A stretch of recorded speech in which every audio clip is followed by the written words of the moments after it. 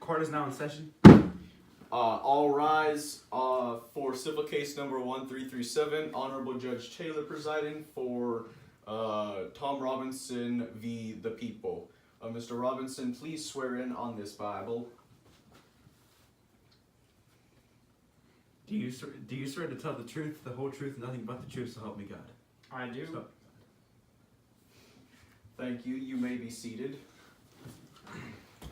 Mr. Robinson was 25 years of age. He was married with 3 children. He had gotten in trouble with the law before. It was for disorderly conduct. Must have been disorderly. What did it consist of? Yes, sir. I got in a fight with another man, and he tried to cut me. Did he succeed? Yes, sir, but it didn't hurt much. Well, yes. So you were both convicted? Yes, sir. Although I couldn't afford to pay my fine, he paid his.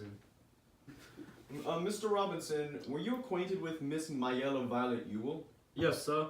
I passed her place every day when I went to work in the fields. Whose fields? Mr. Linkdale, sir. Were you picking cotton in November? No, sir. My shift lasts from fall until winter time. So, Mr. Robinson, you say you had to pass by the Ewell place to get to and from work. Was there any other way you could go? No, sir. None that I know of. Did Miss Ewell ever speak to you? Yes, sir. Every day when I walked by, I'd tip my hat to her. And one day, she asked me to come inside and bust a shift robe for her. When did she ask you to bust up the shift robe? It was last spring, sir. I had been walking by with my hoe, and she had a hatchet. She asked me about it, and then I said yes. I went inside and helped her bust it up with her hatchet. Then she said, "I suppose I don't need to pay you." To which I replied, "No, ma'am." Did you ever go to Miss Ewell's place again? Yes, sir. When? Lots of times. Under what circumstances? Please, sir. Why did you go inside her fence lots of times? Well, whenever I passed by yonder, she'd have some task for me to do. Be it chopping wood, toting water. She watered those red roses every day. Were you ever paid, Mr. Robinson? No, sir. Even when she offered a dime, I rejected her. It didn't seem Mr. Ewell was helping her much, nor the other children. So I decided it was my duty. Where were the other children? They was all over the place, sir. They were here. They watched us all the time, me and Miss Mayella. Did Miss Mayella ever talk to you? Yes, sir. Lots of times. Did you ever go on the Ewell property without express permission from one of them? No, sir. I would never do that, sir. What happened on the evening of November 21st last year? So I walk in and I says, "Where's the chillin'?" She says, they all gone to town to get some ice cream. Took me some time, but I finally saved up the money to afford them ice cream. What did you say then? Well, then, sir, she told me she had a task, and I went in, and I saw that there was no firewood around. Then she says, "I got a task for you inside." As I went in, I noticed the hinge on the door was busted. So I said, "Miss Mayella, you got a screwdriver?" She said yes, and beckoned me to come inside. Tom, I understand you. Please continue. Yes, sir. So, as I was leaving, I says, "There's nothing more for me to do here." And she says, "Well, I disagree." She beckons me over to a shift robe and tells me to stand on a stool and get this box off of it for her. Not the same shift robe you busted up earlier? No, sir. This one was different. It was tall as the ceiling. So anyways, as I'm on the stool getting the box off the shift robe for her, she grabs me around the legs. Well, sir, I was so startled, I fell over, tipping the chair. Only piece of furniture in that room that was disturbed, sir. I swear to God. Mr. Robinson, what happened after you turned the chair over? Tom, you were sworn to tell the whole truth. Will you tell it? What happened after that?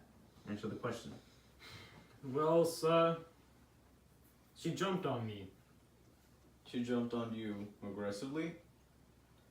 No, sir. Well, she hugged me. Then what did she do? Well, sir, she reached up and kissed me. She says she don't care what her father says.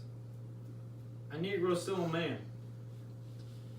Anyways, she says Kiss me back, Negro. I reply by running towards the door. She blocks the way. I says, please get out of the way. But just as I say that, I heard Mr. Yule yelling. What was he saying? Some pretty awful stuff, sir. Stuff not fit for children to hear. What did Mr. Yule say? You must tell the jury.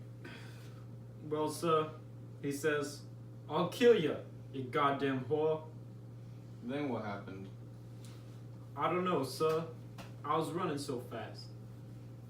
Mr. Robinson, did you rape my yellow Yule? No, sir, I did not. Did you harm her in any way? Not at all, sir. Mr. Robinson, did you resist Ms. Yule's advances in any way? Well, sir, I tried my very best. I didn't want to get ugly and things.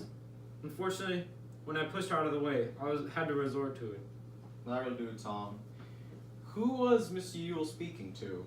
He was tossing and talking to his daughter, Miss Mayella. Then did you run? Yes, sir. Why were you running? I was scared, sir. Why were you scared?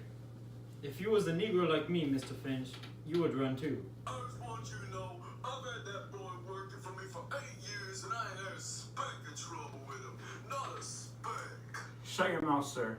Link Diaz, if you have anything you want to say, you can say it under oath at the proper time. But until then, you get out of this room. You hear me? Get out of this room, right, sir? You hear me? I'll be damned if I have to listen to this again. It ain't like one of the jurymen got up and started talking. I think it'd be different then, Mr. Lee. Then was just disturbing. The peace or something. Go ahead, Mr. Gilman. Mr. Robinson, you're pretty good at busting up shifferoos and chopping firewood with one hand, aren't you? I suppose, sir. Strong enough to choke a woman, throw her to the ground, No, sir, I never did. but you're strong enough to. Yes, sir, I suppose. You've had your eye on her for quite some time, haven't you, boy? No, sir, never once. So then you were all acting polite and kind, doing those things for her, boy. I suppose you could say so, sir. Why were you so anxious to help Ms. Yule with their chores? Well, didn't seem like those children around her didn't seem to help her much. Not much help with 7 children running around. They never helped her none. And you did all this out of the kindness of your heart, boy. Yes, sir, she needed help. And you did all of it for free. Not 1 cent. Not a dime. You must be a mighty kind young fella, doing all this for not a penny. Well, sir, she needed the help.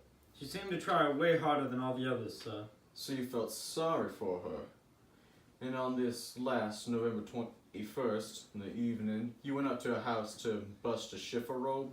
No, sir. So you deny you went by the house. No, sir.